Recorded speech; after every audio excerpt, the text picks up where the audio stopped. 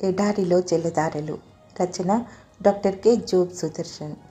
చెట్లు లేని మెట్టల్లో నదులు ప్రవహించెను, కొండలోయల్లో ఊటలు ఉబికెను, ఎండిన ఎడారి నేలల్లో జలధారలు పారెను.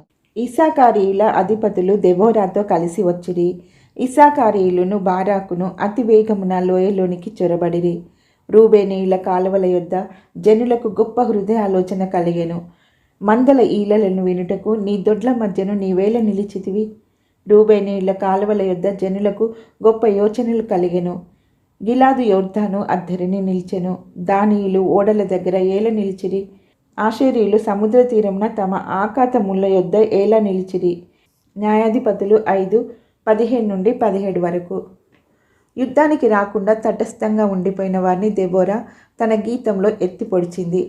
ఇశ్రాయేలీలు అనబడిన వారు ఎంతోమంది ఈ పోరాటంలో పాల్గొనడానికి నిరాకరించి లౌకిక కార్యకలాపాలలో మునిగిపోయారు.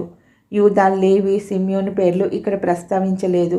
కారణం వారు చాలా మారుమూలన ఉండడమే. అయితే సమీపంలో ఉండి కూడా యుద్ధంలో పాల్గొనని వారిపై చెరిగిపోని అవమానపు ముద్ర పడిపోయింది.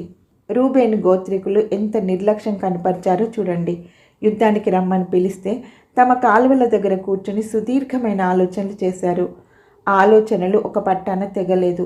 దేవుని పని నిమిత్తం యుద్ధానికి పోవడం మాని దొడ్ల మధ్యన పడుకున్నారు. మందలు వదిలి ఎలా రావాలని కారణం చెప్పి ఉంటారు. యుద్ధభూమిలోని శబ్దాల బదులు మందల ఈలలు వినడానికే ఇష్టపడుతున్నారు. గొర్రెల మధ్యలో వెచ్చగా ఉంది కాబోలు చేతులు ముడుచుకొని పడుకొని ఉంటారు. ఈ రోజున కూడా అనేకులు తమ సొంత కార్యాలు, వ్యాపారాలు, ఉద్యోగాలకు ఇచ్చిన ప్రాధాన్యత ప్రభు పనికి ఇవ్వడం లేదు. అందరూ తమ సొంత కార్యాలనే చూసుకొంటున్నారు కానీ యేసుక్రీస్తు కార్యములను చూడరు.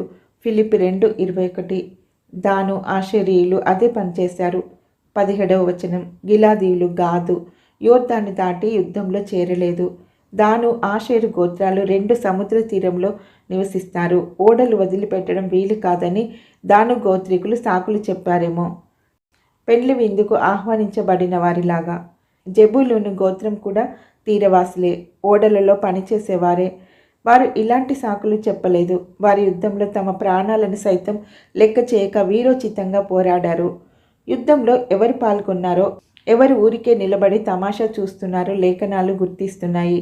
యెహోవా కార్యాల పట్ల ఎవరు శ్రద్ధ కనపరుస్తున్నారో పరలోకం గమనిస్తుంది.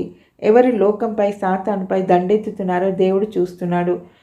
అలాగే ప్రేక్షక పాత్ర వహించే వారిని కూడా గమనిస్తున్నాడు. బహుమానం పొందే రోజు ఒకటి ఉంది. అయితే అది కొందరు నష్టం చవి చూసే రోజు కూడా. 1 కొరింథీ 3:10 నుండి 15 వరకు.